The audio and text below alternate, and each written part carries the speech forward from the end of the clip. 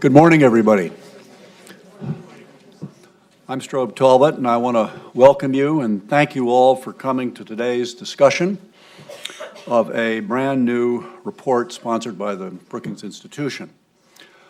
Launches of this kind are fairly common in this auditorium, but the report that we are featuring today is quite special and particularly timely.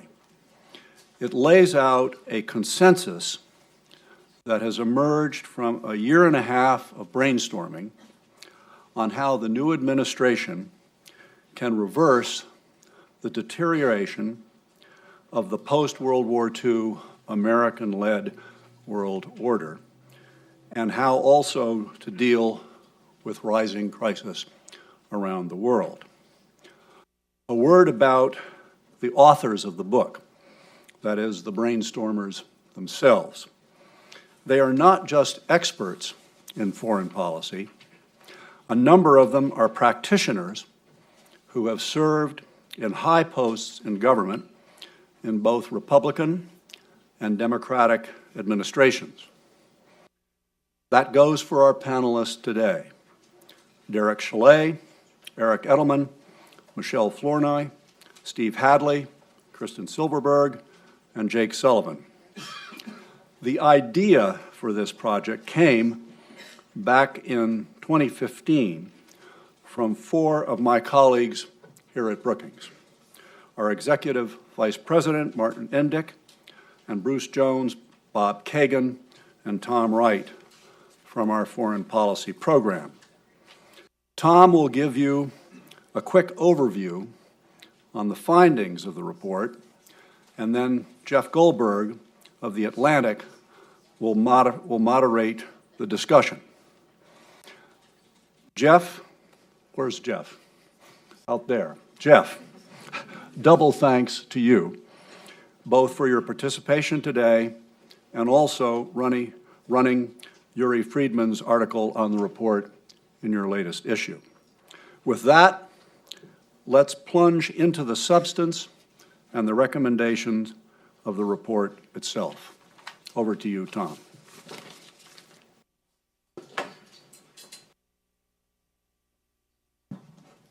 Thank you very much, Strobe. I think you all have copies of the report. It's 63 pages long with 37 footnotes, so I don't intend to walk through it line by line, nor do I intend to talk through the executive summary line by line, because I think that's 6 or 8 pages long. But what I'd like to do is to talk you through a little bit of the logic of the report, of our discussions over the last 18 months or so. We hope that this report provides a bipartisan blueprint for the Trump administration as it crafts its national security strategy. And we hope that this report contributes to the conversation within the administration as they debate different models of U.S. strategy and foreign policy. The Trump administration has been pretty clear that it wants to put America's interests first. And our overarching message is that that is best accomplished through a renovation and revitalization of the international order the United States created and led after World War II. That order consists of security alliances, an open international economy, and support for democracy, human rights, and other values as a cornerstone to the international order. So what I'd like to do is just talk you through sort of 8 very brief points that try to sort of explain our logic and where we come out.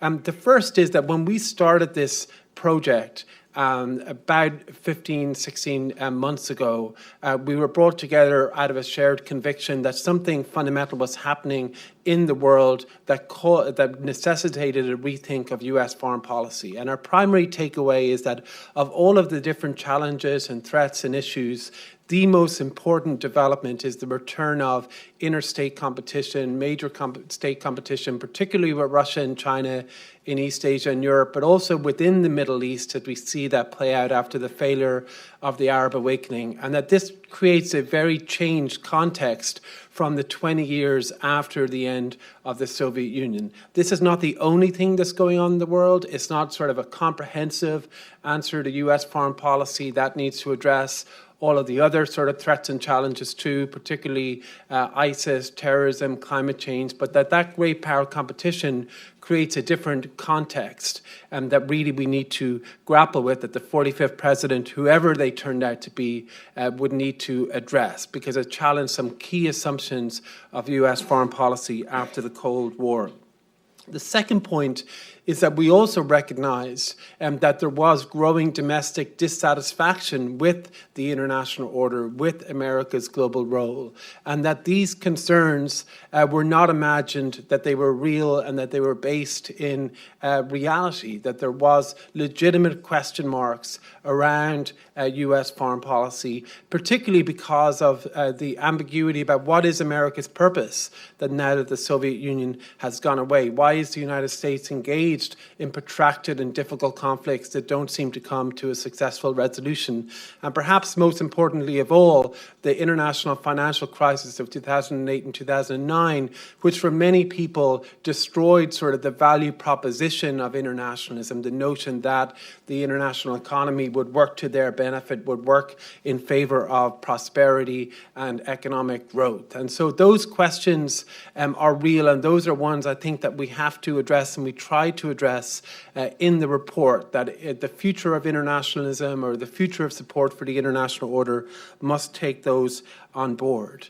The third point is that as we sort of contemplated that return of great power politics and a more contested international environment with persistent terrorism and other threats, and as we looked at the declining sort of support or increasing nationalism both in the US and around the world, and as we looked at sort of what the foreign policy choices are, that the question wasn't just about specific policies. It was also about what type of world do we want to create? What type of international order do we seek? And we concluded that there are essentially two different models. The first is some continuation of the post-war order, albeit reformed and renovated as we lay out. The second is a spheres of influence order in which China is much more preeminent in East Asia and has much more control of the regional order there, in which Russia enjoys preeminence in Eastern Europe, where the global economy is more balkanized and more mercantilist in orientation and less open, less universal, and where the world is sort of more contested and more nationalistic. And those are, I think, the two different types of international order that we could have, and which one occurs depends on the foreign policy choices that are made. So a certain set of policies might select for the first and others for the second. Both have benefits, actually, and both have disadvantages. And we need to recognize that not all good things go together. There's a price tag for each. And the question really is, which price tag are we willing to pay? Which type of future do we want to create?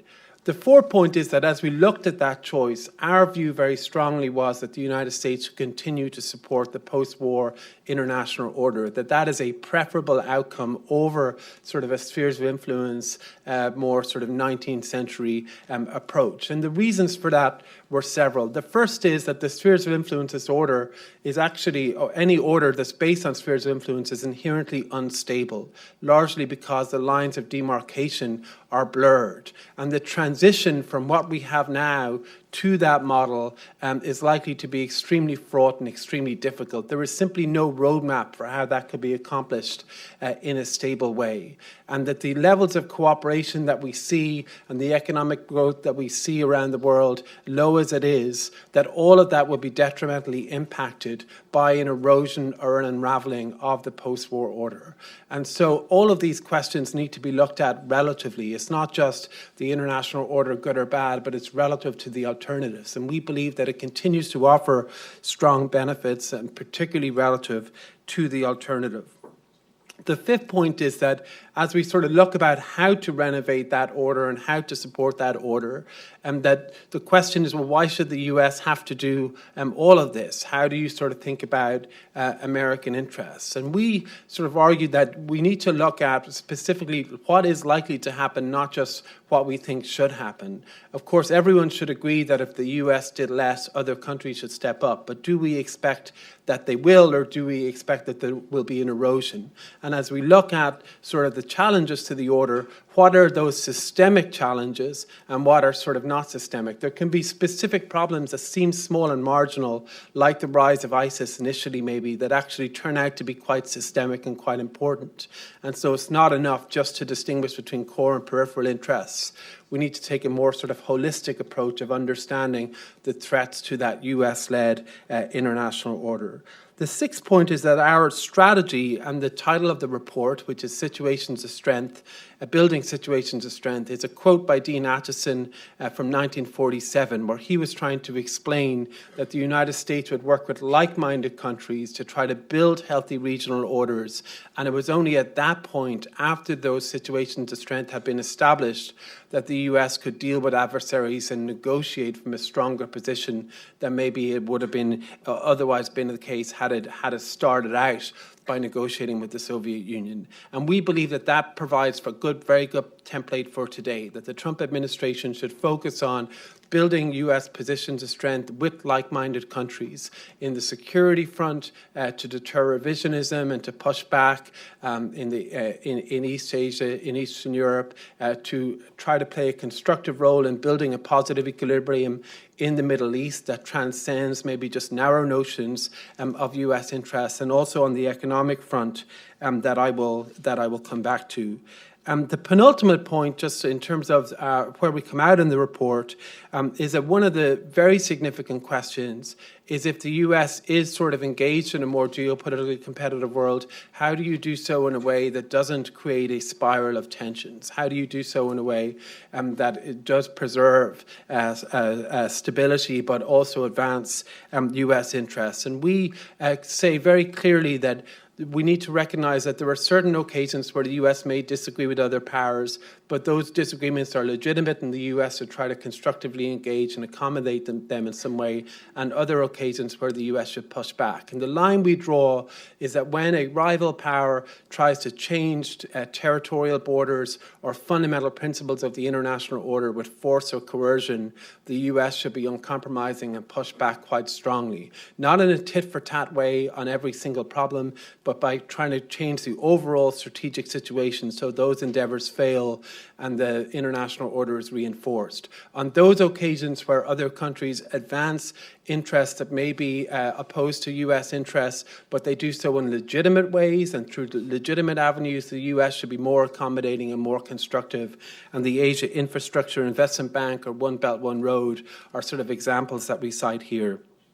And finally, we place a great emphasis on economic power and really on the role of economic power in U.S. national security strategy. We believe that there's a lot that can be done here. The threat of a financial crisis is always on the horizon. The Trump administration needs to be prepared to have a cooperative international approach to respond to that. It needs to recognize that a strong national economy, which is a priority of the president, requires a healthy global economy. And then for all of the issues that President Trump has with the international economic order or with China or others, it makes sense to work with like-minded countries to address those problems. So whether it's Chinese state-owned enterprises or various distortions of the market or a race to the bottom, that there are ways to work with European countries, to work with allies in Asia to try to build situations of strength to negotiate collectively with China and others. So that's sort of a broad outline of where we come out. There's many specific recommendations in the report. I hope you all get a chance to read it. And with that, I will turn over to Jeff, who will lead a panel discussion. Thank you very much.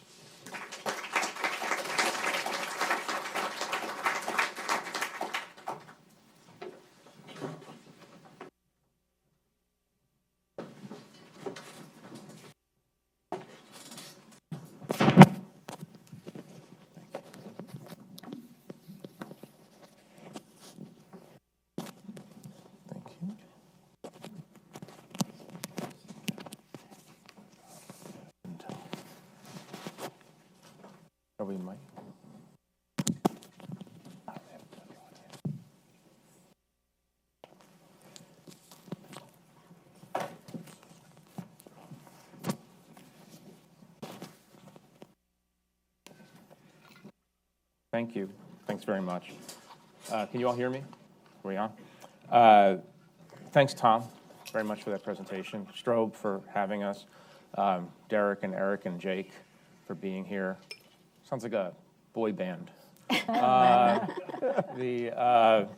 And thank you to our panelists who are all esteemed in this field. So I want to welcome you to the first live taping of Revenge of the Blob, which is going to be a huge hit on Netflix, I think. I want to jump right in with the sort of most obvious question of all.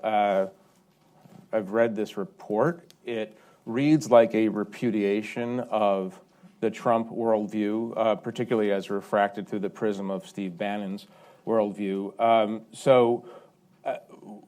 What makes you think that they would do any of this in the coming 4 years? And maybe I could start with Steve and then work our way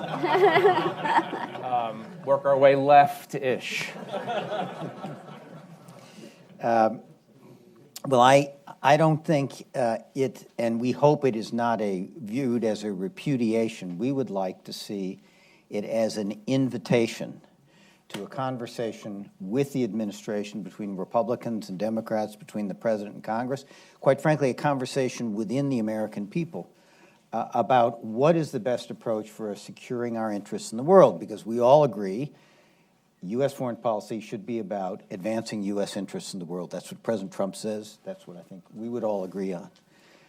We think that part of the framework for advancing American interests is an international order, and that we've had one for the last 70 years. The opportunity for the Bush administration, old habits die hard. The opportunity for the Trump administration is to pick up the challenge of adapting and revising and renovating that international order in a way that addresses the concerns that President Trump has articulated, that allies are not doing enough, that our trade arrangements were advantageous to our trading partners and not to us.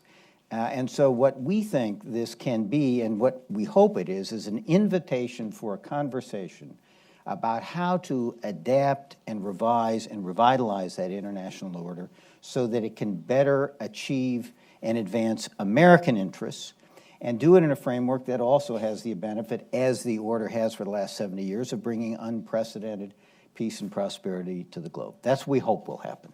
Kristen, do you think, whether or not they are predisposed to agree with this ideologically, do you think that reality at a certain point intervenes and they realize the benefit of renovating this order rather than tearing it down? Well, I think there are some strains in Trump's worldview that have been remarkably consistent over 30 years, one of which, by the way, is disdain for the foreign policy establishment. He gave a series of interviews in the 80s and 90s, basically calling attention to the stupidity of our foreign policy as the Berlin Wall was collapsing or falling and the Soviet Union was collapsing. But the other thing that jumps out from those interviews is questioning the value of the global trading system and of our alliances. At the time, his sort of target was Japan rather than China, but the language is very consistent from what we saw in the inaugural address. So I'd say that is President Trump likely to embrace every last word in the report? No. But I do think there are some things that are up for grabs, and there are variations on the theme. So there's a version of sort of his economic nationalism that's quite manageable. He's a little tougher on enforcement actions, and actually a lot of us would welcome that. He reopens some of our trade agreements, NAFTA, for example. And then there's a version that is actually quite difficult, where you see the U.S. pulling out of the WTO, launching sort of trade wars. And our sense is these things are up for debate in the administration. There's a kind of hodgepodge of ideologies in the administration. There's certainly going to be a debate with Congress, and we'd like to have a broader debate with the American people as well. Michelle, do you think there's a possibility of having a broader debate with the American people? The American people seem to be, hard to generalize, 330 million people, but seem to be either uninterested or adopting to some degree the level of frustration with the current international order, especially on economic issues, and certainly on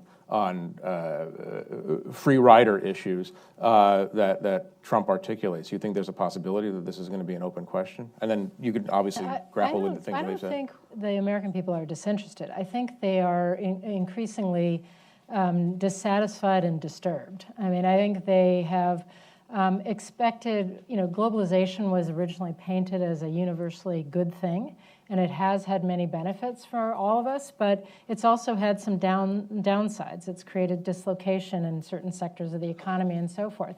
And there's also a sort of aging of the knowledge. I mean, the sort of understanding of the post-Cold War or post-World War II institutions that the United States architected and the benefits to us of the United Nations and the world and the WTO and NATO and all of these things. I mean, there's now, that's the folks who lived through that and appreciated the value, the ways in which those institutions sort of embodied American values and interests.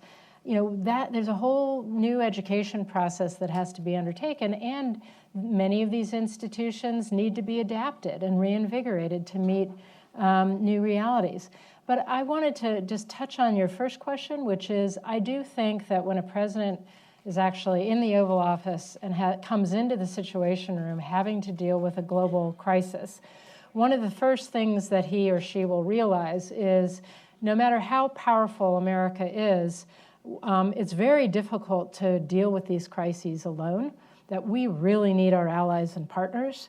And so this notion of investing in situations of strength, working with our regional allies and partners to create the conditions from which we can deal with these bigger challenges is really, really critical. And just as an issue of pragmatism in dealing with the realities that this administration is can confront, I think they're going to, at least in practice, what they may not call it this, but in practice they're going to come around to some of what is recommended here. Are you under the impression that he has the disposition or personality to approach allies in a humble fashion to ask for their assistance? Not framed that way, but I think, look, I think I'll you give you a look chance, at the Steve. You'll range get your of people chance. who have been appointed to very senior and we hope influential positions over time. These are people with deep experience in the value of practical, real-world value of working with our allies and investing in those relationships. So I think he will be advised, and I think hopefully over time will come to appreciate that. Already the tone about NATO, for example, during the campaign, and the tone we just heard in Munich and at the G20 and at NATO has changed substantially. So, we will see. Before I go to Martin and before I go to Steve to allow him to throw more shade in my direction, I just want to announce that when Michelle gets up in 45 minutes to leave, it's not because she's repudiating the foreign policy establishment. She has another appointment. Although maybe it'd be because she's also repudiating the foreign policy We'll establishment. try to look as disgusted as Yeah. Just storm out of here if you don't mind. But Steve, you want to respond to that at all? I mean, I would note that at the G20 in Munich, et cetera, it was not Donald Trump who was making these reassuring statements. It was people a lot of us already know who come from what you might call the establishment or have come up traditional ways to these positions of power. Well, I think Michelle is right that the tone has changed, and the tone has changed in terms of also President Trump. I mean, a lot of skepticism about the EU, and yesterday he says the EU is a great thing if the Europeans want it. So I think there has been a change. The people John McCain said it was one of the most impressive national security teams he's seen. But they are people, some of whom have come from outside the process. And I think we really, it speaks well for President Trump that he has selected as cabinet officials people who have independent stature and who are people who will speak truth to power. It speaks well for him that that's who he wanted to surround himself. Look, we're 5 weeks into this administration. And there is an administration. They barely filled all the cabinet positions, and all the positions next level down in foreign policy and national security are empty. So there's a void out there, and a lot of things are going to go around. And what I say to people is, we need some strategic patience here. This is an insurgent movement that captured the presidency. It means there's going to be a lot more turmoil and dislocations in foreign policy, and it's going to take them time to get their people in place, to get their processes in place so that these cabinet secretaries begin to participate in the discussions that are going on in the White House until they get their policies out. So I think it's going to be some months before we're really going to know what this administration looks like. Martin, do two things. One, respond to Steve and give us your assessment 5 weeks in of how they've organized their foreign policy, national security policy. And then in the next half hour, and then answer this question, which I don't think is an easy question. Did the foreign policy establishment fail over the last 4, 8, 12, 16 years to explain to the American people the value of international alliances, the value of multilateral trade agreements? I mean, how did we get here? And I'll give that question to the rest of you in a second, but maybe, Martin, if you could do these two things to start. Well, I think Steve's use of the word strategic patience indicates something, that it's all very much in play and in flux. But it's also highly contested within the administration. We clearly have in the White House, had until National Security Advisor Flynn's departure, two ideologues. Now we have one ideologue who have very clear views about the international order. You're assuming that Donald Trump is not himself an ideologue on these issues. I'll come to the president in a moment, but I think it's important to understand that Steve Bannon makes no bones about it. He's very clear that he regards the international order as something that needs to be destroyed, deconstructed, that it has damaged the American people, disadvantaged them, and that we need to basically go back to what America First means in his view, which is a narrowly focused idea of American interests that sees the international order as a problem rather than an advantage for American interests.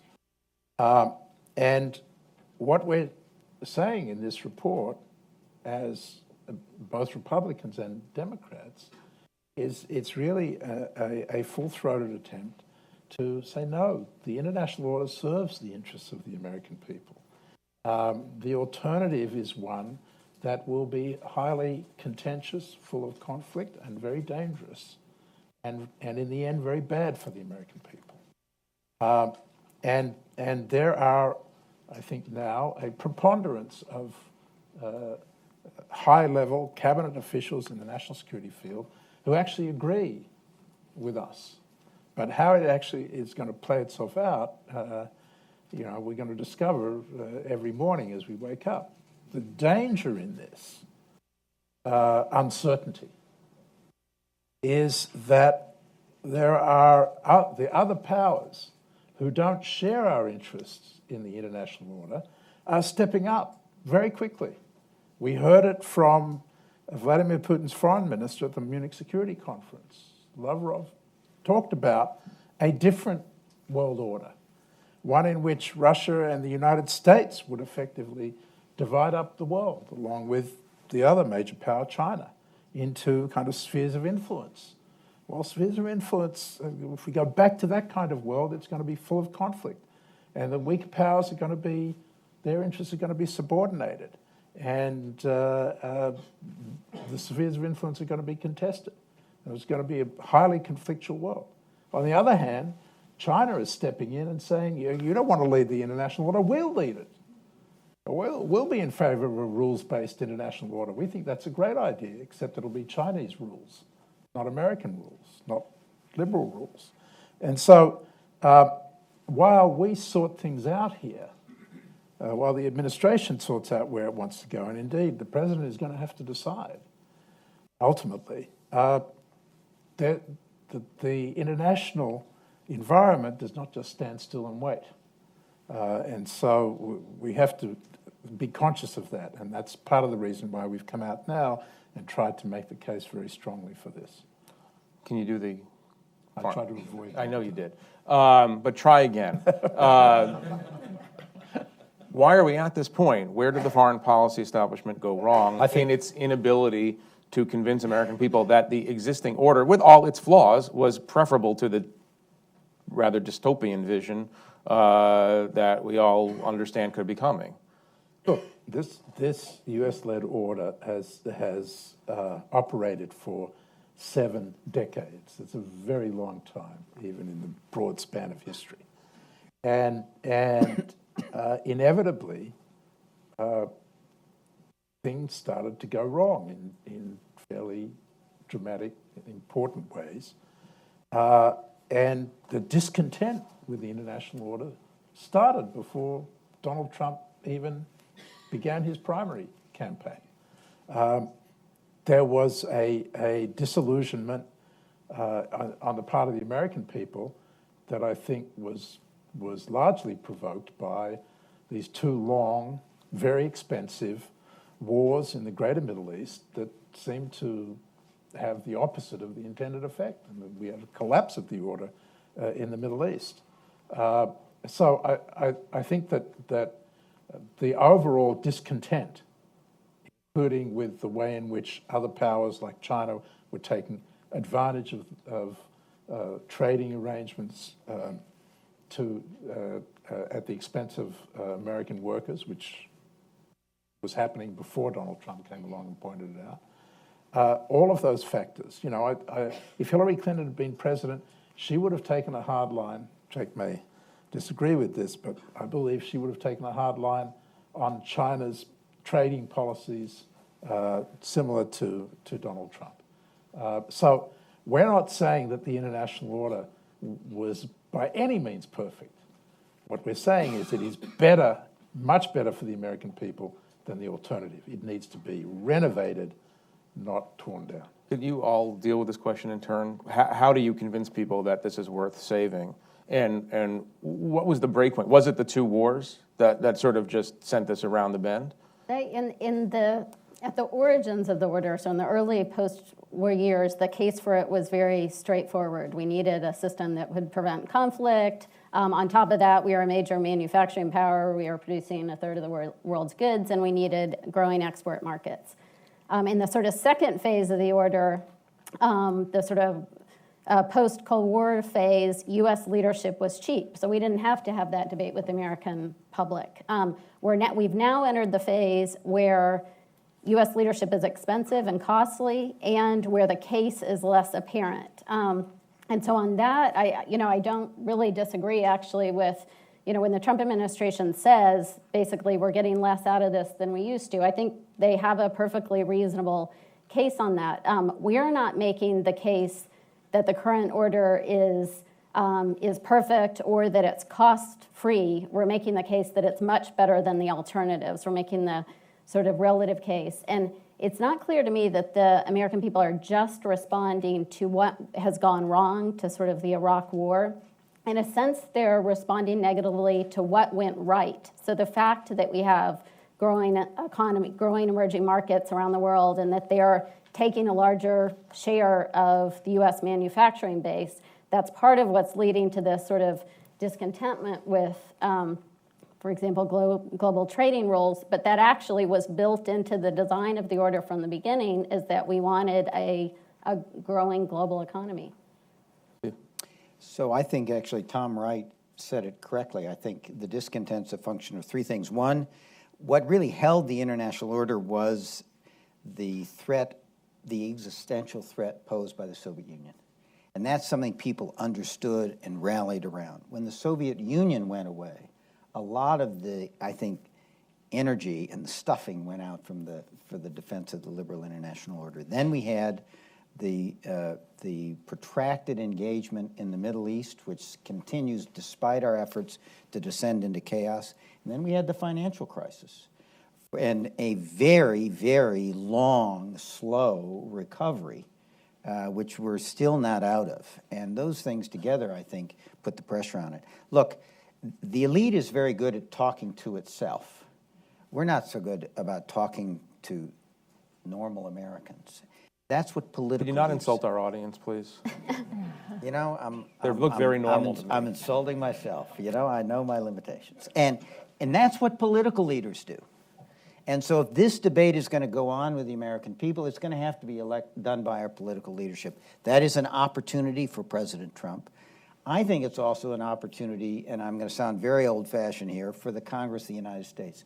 There have been times in my life, there have been times in history when particularly the Senate of the United States has been the focus of a national debate. You know, in the first half of the 19th century, the issue was slavery, and that issue got debated in the United States Senate. During the Vietnam period, you know, there was a national debate led by the Senate on Vietnam. I would love to see the Congress of the United States decide that it is going to, through a series of hearings and proceedings in the country, to have a national debate about America's role in the world and answer the question that Tom posed and Martin posed about which model is better for American interests. It's time we have this debate. And finally, we need to start educating our young people. They don't teach civics anymore in high school.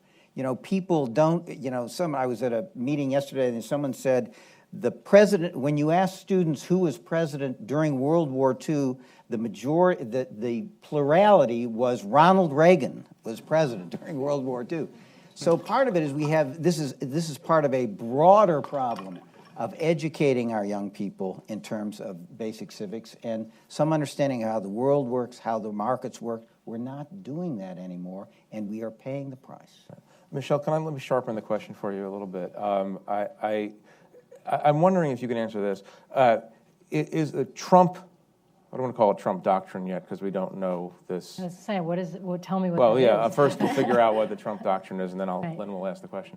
Does Trump represent, in a strange way, a continuation of the Obama administration in his questioning of underlying assumptions of American foreign policy making, or does he represent a break with the Obama approach to the world? Because we all know that Obama, to a somewhat large degree, in a completely different way stylistically, obviously, asked these questions about alliances and had sometimes more frustration with alliances than he didn't glory in them in the same way that traditional post-World War II presidents did. So I want you to give it, and I might ask, actually, after you answer this, I might ask Derek to jump in, and I might ask Jake Sullivan to jump in on some of these China and trade questions. But if you can grapple with that for a minute, No, that'd be I mean, great. I think you can actually, maybe, Steve can correct me. I think you can go back to the Bush administration in terms of fundamental questioning of the value of our alliances. Remember some of the things that Don Rumsfeld talked about with NATO.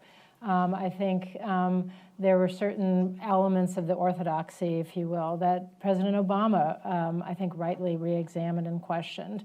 And now, even the particular point of, NATO needs to step up and do more. People need to meet the 2% target and so forth.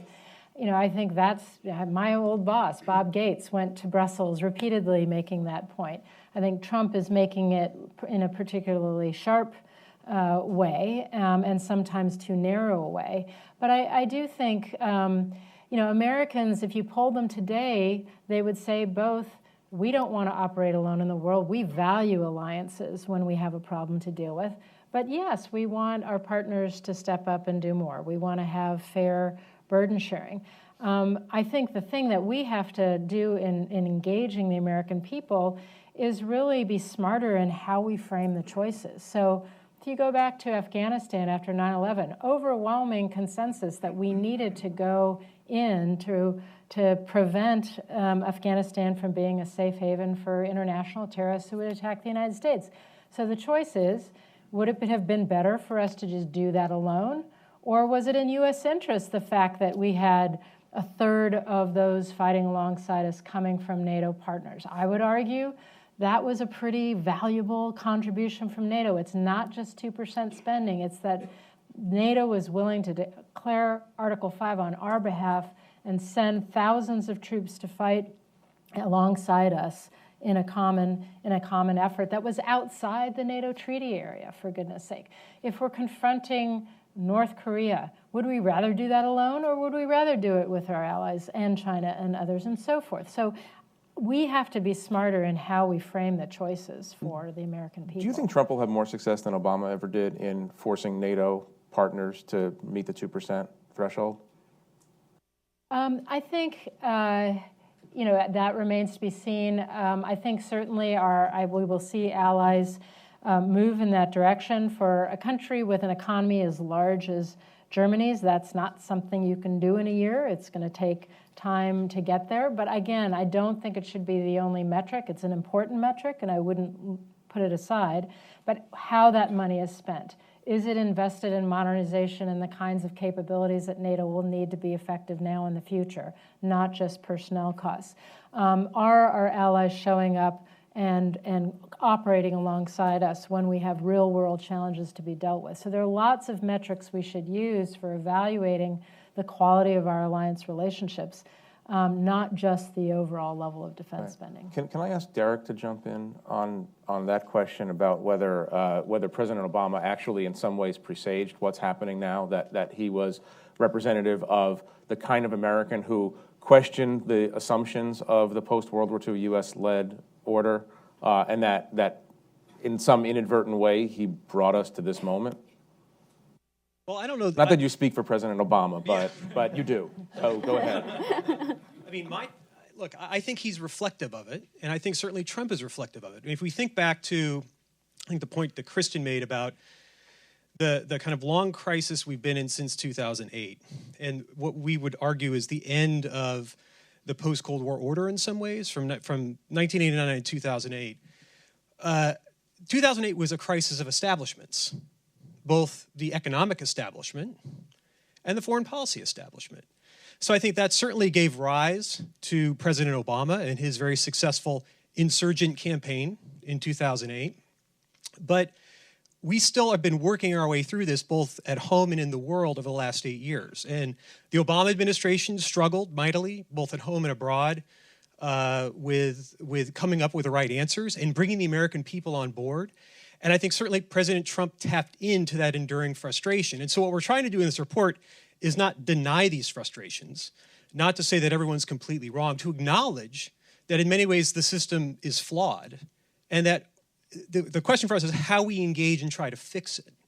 And so this is a full-throated embrace of an American-led world order, of an active American role in the world, but an acknowledgement that the institutions, and in many ways the debate we've been having about America's role in the world, has fallen short, and that there's still a great amount of suffering at home and abroad that we still need to address. And it's how we go about doing that that's very important. As Michelle said, Trump has a very different way into this debate, and I think some of the things he has said, tweeted, some of the things the folks around him have said are further corroding America's role and the quality of that debate. But I think that they're both, Trump and Obama, what they share, probably one of the few things they share, is a sense that it's important for us to question the approach we've had and to try to engage this in a more constructive way. Could I ask Jake very quickly to address this the China and trade issue? And I guess the way I would ask you to grapple with it is to answer the question, with Hillary Clinton and Donald Trump actually not that far apart in their suspicion, maybe, again, not in the way they would apply the suspicion to policymaking, but were they not that far apart in the suspicion that they had about the China gaming us? Look, going back to long before this presidential campaign, when Hillary Clinton was Secretary of State, she was calling out the Chinese for free riding on the international economic system and for taking advantage of the open markets the U.S. offered without offering the same in return.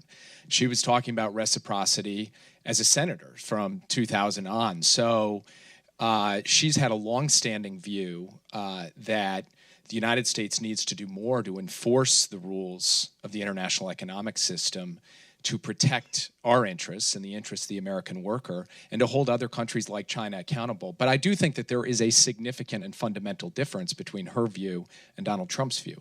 And that is that Donald Trump believes in a fundamentally zero-sum logic about the international economic system. If China is benefiting economically, that means they're getting gains that we should be getting, and we're losing. Hillary Clinton believes that if the rules are properly enforced, there can be a positive sum outcome in which a strong, thriving China is in the interest of the United States, where we are going to benefit even as they benefit. So that's pretty core.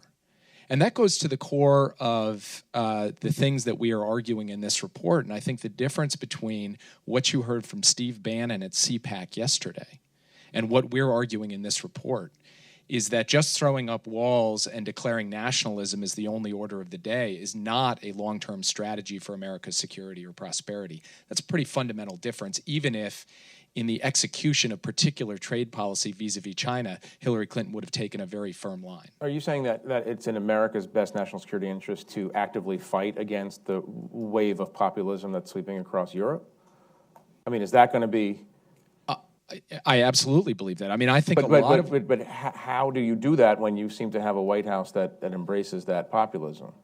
Well, I think that there are two aspects to this. Now I'm going to make you a spokesman for Trump, by the way. One is to make the pragmatic case, which this report makes, that if you want to protect America and American citizens, and you want to promote greater prosperity and a greater chance of taking on the very challenging economic environment we find ourselves in globally, this is the right way to do it. That's a pragmatic case. But I think that there's another case that we need to make it as well, which goes to the core of who we are as a people, our national character, and what it means to think about being an American in a world in which there are very large problems and we have capacities, working with our allies and partners to go out there and solve them in ways that are going to make us better off and make everyone else better off. And I think we have to do a better job, not just of making the practical evidence-based case for this, but also making a case that goes to our history and our national DNA and says the United States has always tried to step up to big moments and big challenges in the world and represent something more than just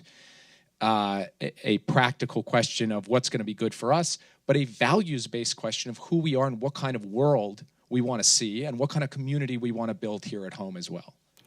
Thank you, Jake. I want to continue on a line that Jake has established here to talk about the fact that America does have capacities to influence the direction of events in different regions of the world. And I want to talk about three different issues that are addressed in this report. All of you can speak on behalf of the report, but I want to start with Martin and ask you a pretty simple question. Is the two-state solution really dead or totally dead? If you... what would you, as Dr. Frankenstein, do to revive that process? If you did a word search in this report, you will not find the words two-state solution. In fact, although we devote a section of the report to the Middle East, we do not argue that the president should make this a priority. Here, too, we have a disagreement with him since he seems to have decided that his son-in-law, at least, should make it a priority. But the reason that we take that view, by way of answering your question, is that there are 6 simultaneous crises going on in the Middle East. There is a collapse of order, failed states, failing states, and deep conflicts. The Israeli-Palestinian conflict is one of those. But if you want to try to solve that one, you need to address some of the fundamentals that have impacted the course of these conflicts. And the strongest recommendation we have, which I think actually President Trump is also pursuing, is that we need to restore the trust with our traditional allies, Israel, the Sunni Arab states in particular. And on that foundation, we need to start to put in place effort to restore order. Containing Iran is part of that strategy, and working with our allies in the region and partners in the region on that. If we were to succeed in on those two fronts, then circumstances would improve for dealing with the Israeli-Palestinian conflict. Plus, there would be time which is needed for political changes to take place in Israel and on the Palestinian side. As things stand today, the leadership and politics in those two political entities, Israel and the Palestinian Authority, do not lend themselves to any kind of effective negotiation that can lead to compromises. Go into that in great detail, but take it from me, because I worked with John Kerry in trying, and the principal lesson was American will alone cannot solve this problem. It needs the parties to be willing and capable, politically capable of making the necessary compromises. And President Trump's desire to make this deal in itself is not going to be enough. He'd be better off focusing on the other problems in the Middle East and coming back to this one later. Let me turn to another even more important subject, Russia. One of the, and I want to get you to talk about your recommendations to the Trump administration on Russia. But one of the, I thought I would start with Steve and Kristen, and maybe Eric Edelman as well. One of the most flummoxing aspects of foreign policy observing in this last period is to see a Republican Party that had always been steadfast in its skepticism about the Kremlin's intentions in the world suddenly divide on this question, where you have the Breitbart wing of the Republican Party not aligned with the traditional Republican view. And so I'm wondering if maybe, Kristen, if you want to start, explain the origins of this this new dynamic, because it is one of the bigger mysteries in foreign policy making these days. And then maybe you all can jump in and talk about, Eric too, talk about how you would ideally like to see a Trump administration that might not be so enamored of Vladimir Putin handle this situation. I assume that the president is drawn to the idea of some cooperation with Russia around the idea that they would be good partners in our fight against terrorism and ISIS in particular, and maybe there's some kind of psychological appeal to another kind of strong man who, as Trump said, is sort of in control of his country. There's sort of the ethno-nationalism that might appeal to some parts of the Trump administration. But I think that the president's posture on Russia throughout the campaign and in the post-election period are going to make it much harder that he can actually work any kind of agreement with them. I mean, it's not clear to me that the Russians actually need anything anymore in the transaction with us.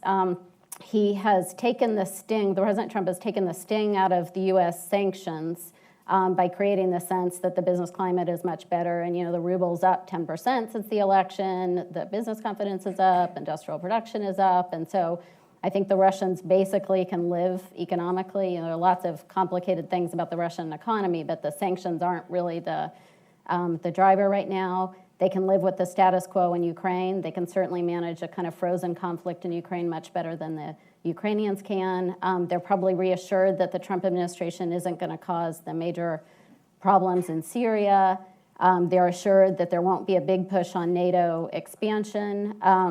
There won't be a big human rights agenda that causes them issues domestically. And so my sense is they sort of got what they wanted, and I'm not really sure there's much less. Going back to the title of our report, Situations of Strength, this reference from Dean Acheson that, basically that you build your power and your leverage before you try to do the negotiation. I mean, my advice to the Trump administration would be to start from there and start thinking about how he's going to rebuild some leverage with Russia. Steve, Eric, you want to Eric? go on this? Eric, give a mic. Jeff, I think the vast majority of Republicans still have the view about Russia that you ascribe to them, including a lot of senior Republicans in the Trump administration. If you look at General Mattis's confirmation testimony, if you look at things that Secretary Tillerson has said since he was confirmed, if you look at his initial choice for a deputy Secretary of State, I think that President Trump's interest in this actually dates back to the 1980s when he wanted to be put in charge of arms control negotiations. I suspect this is, at some level, a reflection of his desire to prove that he is the master of the art of the deal, since he wrote the book on the art of the deal. Well, maybe he didn't write it, but at least his name is on Someone the wrote the book, The Art of the Deal. And I think if you look at members of the Senate Armed Services Committee on the Republican side, like Chairman McCain, like Lindsey Graham, like Tom Cotton, Joni Ernst, Dan Sullivan, they are all, I would say, pretty tough, on Russia. And so do 1 minute of anthropology on where this other strain comes from. But I think in keeping with what we've said in the report, they all recognize that Russia is now something it has not really been since 1992, a threat to European security, and that that threat has to be met by some actions and some development of capability by the United States, which has not, through administrations of both parties, seen Russia as a opponent, but rather a potential partner in building a Europe whole and free. Russia's now pretty much categorically said is not interested in that and is playing a different kind of role in Europe, and I think most Republicans believe it. Where this other strain comes from, I think Kristen captured a lot of it in her remarks. I'm not sure I have anything really to add. Steve, very quickly, and then I want to get Michelle in here. There's always been a strain in the Republican Party, as well as some Democrats, that somehow, and I know it is reflected in some of the people around President Trump, that the U.S. misread the end of the Cold War, and that we missed an opportunity by NATO enlargement and by the continuation of NATO and then the expansion of NATO into Eastern Central Europe, that we are in some sense responsible for the Russia today. I don't agree with that, but there has always been that strain. I think what's happened was if you dealt with Russia when we did in the Bush administration, even Putin would give lip service that I'm going to bring Russia into the West and we are moving in the direction of democracy. The Russia of this decade, you don't hear that at all. It is, Russia has its own destiny, its own values. They're not Western values. They're going in a different direction. I think there's a lot of explanations for that. Part of it is that what happened in the Nero Board and the color revolutions. But where we are is, in fact, Russia policy doesn't change much. It's the same mantra. We need to cooperate with Russia where we can. We need to confront and stand for our principles where we disagree, but manage those disagreements in a way that doesn't push the relationship into confrontation and conflict. And the question is, how do you weight those things? And I think that President Trump has come in thinking we ought to weigh up the cooperation piece. I think he's getting an education in terms of events about how difficult it is to President Putin. And what we recommend is that because President Putin has seemed to get his way, I'm not arguing the facts, has seemed to get his way in Crimea and Ukraine and in Syria, there needs to be a period of time where we create those positions of strength, reestablish some deterrence and some clear limits. And at that point, you'll be in a better position to engage President Putin and see where there are areas of cooperation. That's the recommendation we've made. Coming out, just let me sharpen this just for a second. Kristen made the point persuasively that Donald Trump talks about a deal with Russia, but it's not quite clear anymore that there's anything that they really need desperately from us. So talking about coming from a position of strength through this report, what is it that we have, that the United States has, to offer Russia that would moderate their behavior? Let me do Michelle on that, if you can. Yeah. Well, I think the real question is, what is the objective of a deal? The objective should not be just to reduce tensions. because, I mean, yes, we'd all like to see tensions reduced, but we have to safeguard American interests first. So a deal in Syria that sells out our interests would not be. A deal that in Ukraine that sells out our interests would not, but reduces tension would not be advisable. So I think we have to think hard about what is truly in American interests. And we also have to be pretty clear-eyed about Russian intention. I mean, just not reflecting the report, but a personal view. I think this administration's or the president's position on Russia defies rational explanation and can actually end up being quite dangerous. It is not clear-eyed. I think it's one of the reasons we need What's the specific danger? thorough investigations into the nature of Russian activity and intervention in the election. I'm saying this as an analytic point, not as a partisan point. It doesn't all add up, and we have to understand exactly what happened. In addition, you look at continued Russian behavior now in Europe. Europe is heading into its election seasons. We will see profound Russian interference trying to influence the outcomes of those elections. This is a campaign against Western democracies. You look at what the order that Russia would like to see. It's not what we describe in this report. It is back to the traditional sphere of influence of the former Soviet Union. So you can go down the list, and we don't have, I mean, we have certainly areas of common interest. You know, we've showed that in Iran. We've shown it in the past on North Korea, nonproliferation, arms control, and so forth.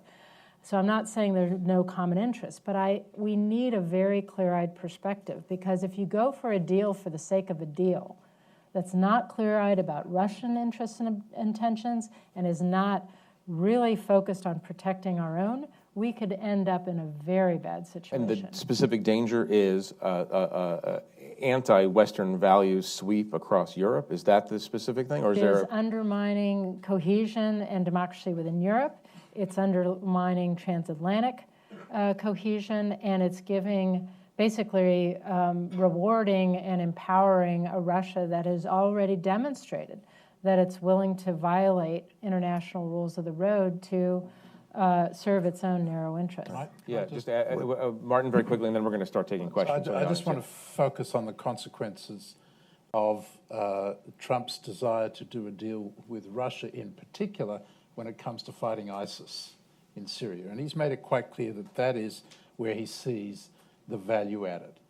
But he also needs to understand that the Middle East is a very complicated place. So if you do a deal with Russia to fight ISIS, by the way, Russia hasn't been fighting ISIS, and is only likely to fight ISIS in a way that will consolidate the power and regime of Hafez al-Assad. And Hafez al-Assad in Syria is, did I say Hafez? Bashar al-Assad. The Bush administration, right. Hafez al-Assad. We're future focused here. He is allied with Iran. So the deal that President Trump wants to do with Russia over ISIS is going to advantage Iran. Now, there are people in the White House who will say, well, we'll wean Russia from Iran. That is, I believe, undoable in Syria. That's not achievable as an objective. The effect of it will be to put Iran in a corner in which it will attack US forces in one way or another and lead us into a confrontation with Iran. And the challenge here is not to do a deal in which we try to wean Iran from Russia, but that we try to wean Turkey, our NATO ally, from Russia. Instead of advantaging Russia in Syria, we need to disadvantage Russia there and advantage our Turkish ally. So it's all, there's a profound consequence in the actual deal that he wants to make in fighting terrorism. Yeah. I want to go to questions now. If you raise there are mics. There's a question over there. We can run mics down there.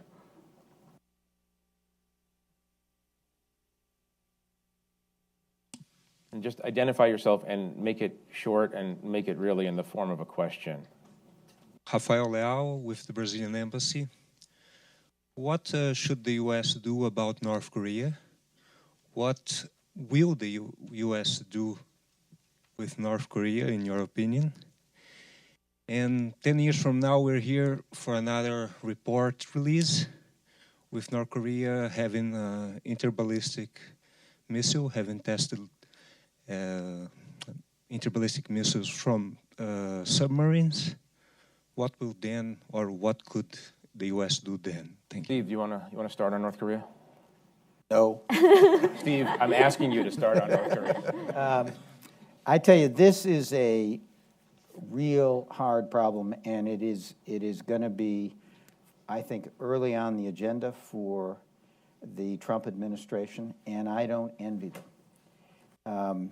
It's going to do, one of the things, it's going to show them the dilemmas of dealing with China, because while you want to confront China over the South China Sea, you need China to deal with North Korea. So one of the things they're going to learn is that they're managing the relationship with China is going to be very complicated. Secondly, it is good that China seems to be increasing economic pressure on North Korea in terms of the decision they made to stop taking North Korean coal. I'll believe it when I see it, that really is pushed to the point of having some real traction. If we're going to get China to put more pressure on North Korea, we're going to have to convince them that it's more dangerous for China if North Korea has a nuclear weapon and the ability to deliver that in the United States, primarily because what the United States and our allies will do in response, which China will not like. We're going to have to convince China that it's more dangerous for them to have North Korea with this operational nuclear weapon program and the ability to deliver it than it is to worry about the consequences of pressuring the North Korean state if it goes into decline and the refugee flows and all the rest. That is not where China is now. They think the danger of an unstable North Korea is much worse than a North Korea with a nuclear weapons capability. We're going to have to change their calculus. I think we're going to have to do some very tough-minded things to enhance deterrence. I think we're going to have to do some things militarily up north in the northern part of South Korea that reduces North Korea's ability to hold Seoul and the area of South Korea at risk to rocket and artillery attacks. I think we have to build up ballistic missile defense to protect our allies, and I think we have to do the same thing here at home and be willing to take the position that if North Korea launches an ICBM, an intercontinental ballistic missile, in our direction, even as a test, we will take it out. I think we're going to have to get much tougher in terms of enhancing deterrence in order to convince China to use its pressure and in order to convince North Korea that maybe some kind of negotiated outcome where it gets rid of their nuclear program is in their interest. I think, two administrations now, in the Clinton administration, the Bush administration, tried to do a deal with North Korea. Neither of us could hold them in the deal. I'm not optimistic. Michelle, very quickly, is this administration, based on your analysis, ready to confront a North Korea challenge? Do you think they have the systems in place and the personnel in place? I mean, they need more than the cabinet in place. They need to get their senior deputies and policy people. They need to fill out the ranks, and they need to have a ordered National Security Council process that's really prepared to manage national and international crises and frame options and decisions for the president. And I think Martin may have made this point earlier. I mean, the world doesn't wait. This is something that the administration may feel it wants 6 months to put in place, but the world may not wait that long. So it is of the utmost importance that they start filling out those positions and they start creating a more disciplined, ordered process. And I personally think the appointment of H.R. McMaster is a very good step in that direction. I expect, given his past track record in leadership, he will move towards establishing that kind of process if allowed. Yes, sir, over here, right here.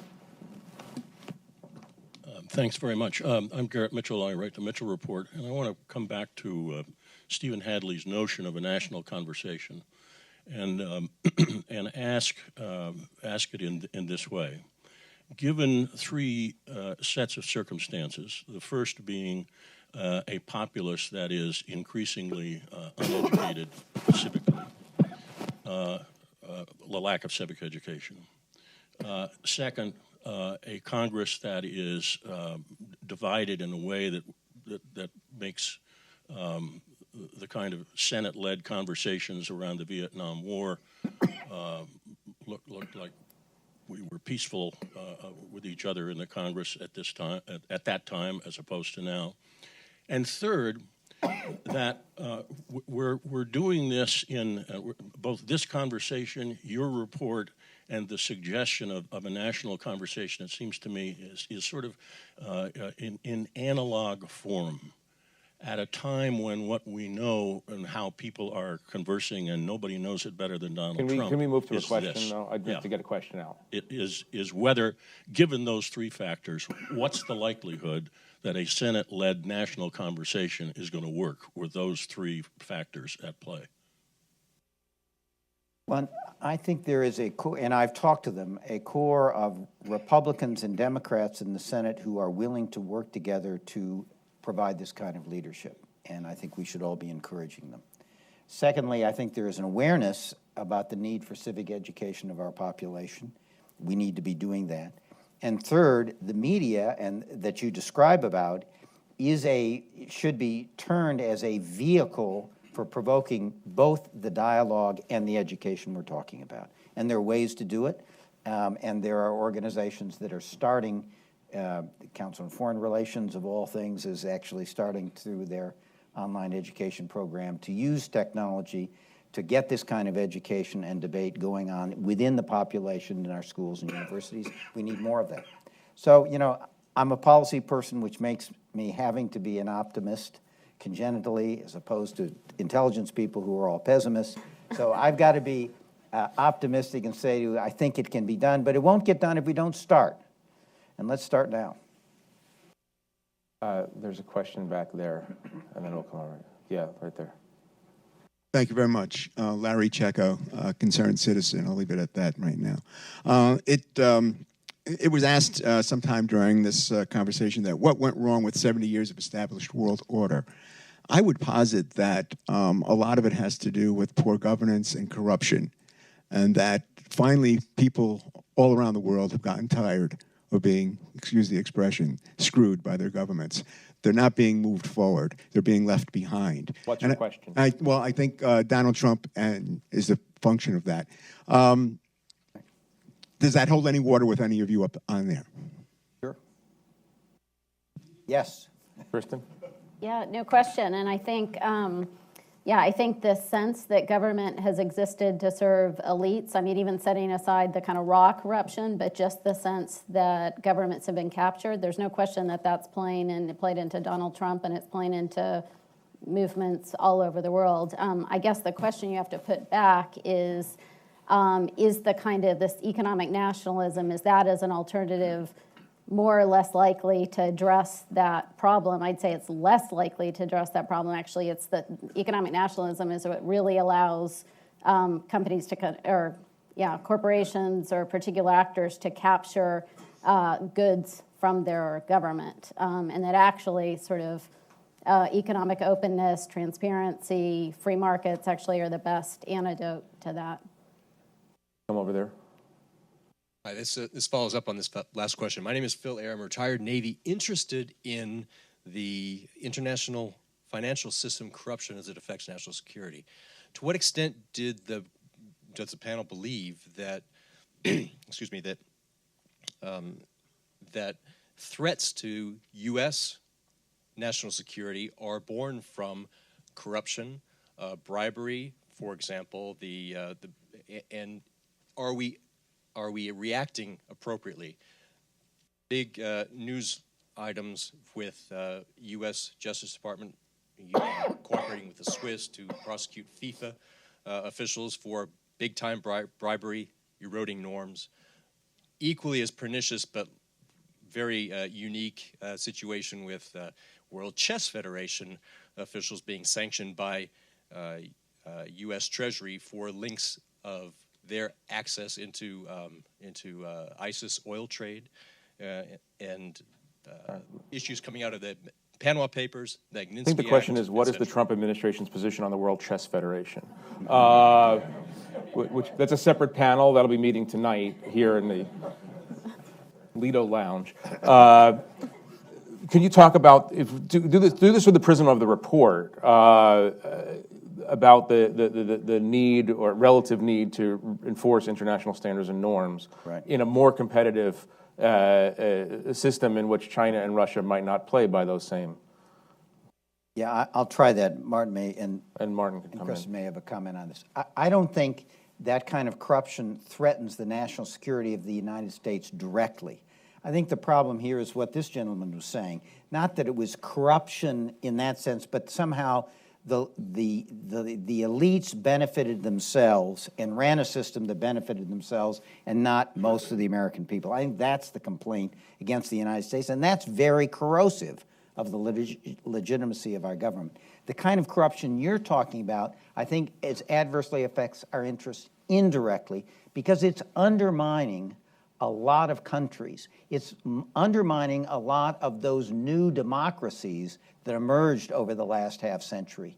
And it is turning the people against them and discrediting democracy and our values as a principle because it looks like it's being captured by the few rather than serving the many. And that is very corruptive and corrosive of that liberal international order which we have stood for, which is based on principles of democracy, rule of law, good governance. So it is a very serious challenge, but I think in that indirect way I've described. We have a crisis of governance. I think that more than anything else has fueled the insurgency movement that put Donald Trump in the White House. And there's an urgent need to address that here, domestically, leave aside the challenge in terms of national order. And unfortunately, and it's very worrying that Trump and Steve Bannon seem to believe that the best way to deal with this crisis of governance is to tear it down. And resistance to that, which is inevitable if you try to be destructive, is interpreted as a good thing, an indication that you're actually succeeding, when in fact you're not succeeding at all. All you're doing is bringing more people out into the streets, generating greater opposition, creating greater division. And greater division, we've seen it, we saw it for 8 years during the Obama administration. Greater division does not solve the crisis of governance, it only deepens it. So that's what I really worry about here in the way in which, yes, both domestically and abroad, governments and governance is failing the people. But the solution is not destruction, and here we come back to the report. The solution is to try to find a way to come together and renovate the systems and resolve these things. There's a lot of common ground between Democrats and Republicans on domestic issues as well as on foreign policy issues. We've shown in this report that Democrats and Republicans can come together and develop a bipartisan approach. And with a bipartisan approach, that will generate support from the American people, and that will strengthen us in terms of our ability to achieve American interests that will benefit the American people. So I think that just to bring it back to the report, we are offering an alternative way forward that I think will be far more productive than the destructive instincts that seem to be dominant, at least for the moment, in the White House. Sorry, here. Oh, and over here, and then over here. That gentleman, and then here. Thank you. Lou Gagliano. Philosophically, does the European Union and its leadership truly support the philosophy that's embodied in this report, not in words, but in practical execution and leadership? And if so, where does that leadership come from? Thank you. Ask the former U.S. ambassador to the European Union. I'd say broadly, yes. I mean, it's it's incredibly diverse body of now 28 countries, and there are differences of opinion, but we built and maintained the international order, in close partnership with the Europeans over these years, and I think the commitment is still pretty strong. I mean, one of the interesting things I've watched with the Trump administration is what looks like an internal debate on how we're going to work with the EU. So Jake talked earlier about the importance of the values conversation with Europe. And for my tenure, that was an essential part of the conversation, that we share a commitment to democracy, human rights, rule of law. In this administration, that's a much more complicated conversation, because if you were to ask parts of the Trump administration, they would say, well, actually, Marine Le Pen reflects our values pretty well. Same views on Islam, same views on immigration. And so my sense is actually the conversation with Europe might be more productive if it's very pragmatic. So are we better off dealing with the European Union with a strong and unified Europe, or are we better off dealing with now 28 different countries? Are we better off dealing with a Europe with a single market with our largest trading investment partner, or would we be better off with a kind of populist, nationalist, national front system that's sort of, Marine Le Pen is running on protecting French companies from competition, including from U.S. exporters. So I'm hoping that the comments, Steve talked earlier about the president's public comments embracing the EU, and I'm hoping that that's indicating that there's some reflection internally about where kind of U.S. interests actually lie in Europe. Do any of you see any evidence that this administration so far embraces traditional American foreign policy values, such as advancement of human rights, advancement of democratic ideals, or is it it seems very, very transactional? This is not to say, of course, that the previous administration, for instance, was overly enamored of human rights agenda or did enough in Syria or a place like that. But do you see any evidence that they understand in a philosophical sense or a moral sense, America's role in the world? Remember, this is an insurgent administration bringing people into power who've never been in government before. We're only 5 weeks in. There's a huge amount of divergence of view and debates that are beginning to go on, and they don't really have the formal procedures and people in place to have an adequate conversation. With all due respect, we've been listening to them for more than a year, though. They've been in office for 5 weeks. Let me give you 5 weeks, right, 5 weeks. I was a deputy national security advisor in the Bush administration. I never had a deputies meeting until May because I didn't have any confirmed deputies to come to the meeting. It takes a long time to organize a government. But if you read Rex Tillerson's opening statement in his confirmation hearing, it was a strong endorsement of American values and principles as a cornerstone of this administration. Now, other people have not talked in those terms. And there will be a discussion, I think, in this administration about what is the role of traditional American values. Does Rex Tillerson have any power? Pardon me? Does Rex Tillerson have any power? Yeah, you guys, he's been confirmed for 3 weeks, and people are already deciding that he's going to be a dead letter for 4 years. I mean, this guy is an engineer. If he said in his testimony, I'm an engineer. I learn the facts. I follow the facts, and then make decisions. He's never been in government before. Please give him a little time to learn his job before you pronounce him dead on arrival. Or we should go. There was a woman down here. Yes, thank you. Hi, Stephanie Zabel. I'm a student at SAIS. So my question is just, we've seen a lot of democratic backsliding in our allies all over the world and pulling away from the international liberal order. So what does that mean for us, and how do we deal with it?